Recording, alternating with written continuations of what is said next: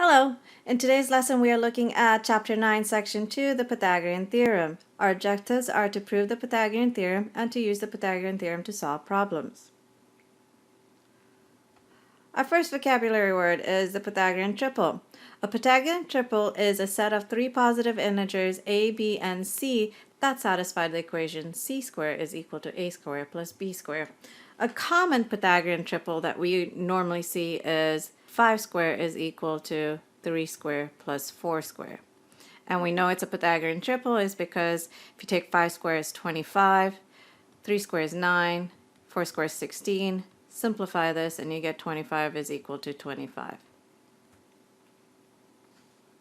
Theorem 9.4, Pythagorean triple. In a right triangle, the square of the length of the hypotenuse is equal to the sum of the squares of the lengths of the legs. So we get c squared is equal to a squared plus b squared. Example 1, finding the length of the hypotenuse. Find the length of the hypotenuse of the right triangle. Tell whether the side lengths form a Pythagorean triple. We have the hypotenuse square is equal to leg square plus leg square. So we have x over here, which is our hypotenuse, square is equal to 8 square plus 15 square. 8 square is 64. 15 square is 225. Add 64 and 225, you get 289. Square root of both sides. We only want the positive square of that, which is 17. So the length of the hypotenuse is 17. Because the side lengths of 8, 15, and 17 are integers, meaning they're not decimal values, they form a Pythagorean triple. Example 2, finding the length of a leg. Find the length of the leg of the right triangle. Here we're given the hypotenuse and one leg, and we need to solve for the other leg. Our hypotenuse is 20. Remember, your hypotenuse is always across from your right angle. One of our legs is x, and the other length is 15. So we're going to take the square of all of these. We got 20 square, which is 400, 15 square, which is 225. Subtract 225 from both sides, you get x squared is 175. Take the square root of both sides. 175 is not a perfect square. You can actually break that down into the square root of 25 and the square root of 7. We know that the square root of 25 is 5, so that's 5 square root of 7. So the length of the leg is 5 square root of 7.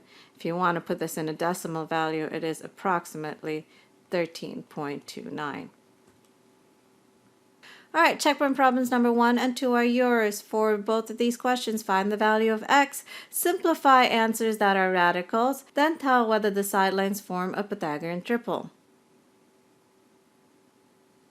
Example number 3, finding the area of a triangle. Find the area of the triangle to the nearest tenth of a square inch. You are given that the base of the triangle is 18 inches. But you do not know the height, which is h. Because the triangle is isosceles, and we know it's isosceles because both sides are equal, it can be divided into two congruent right angles with the given dimensions. Use the Pythagorean theorem to find the value of h. We know that the hypotenuse is 12 square is equal to 9 square plus h. By the way, we got 9 by dividing the base in half because we know that this triangle is an isosceles. This length is equal to this length, and this length is equal to this length.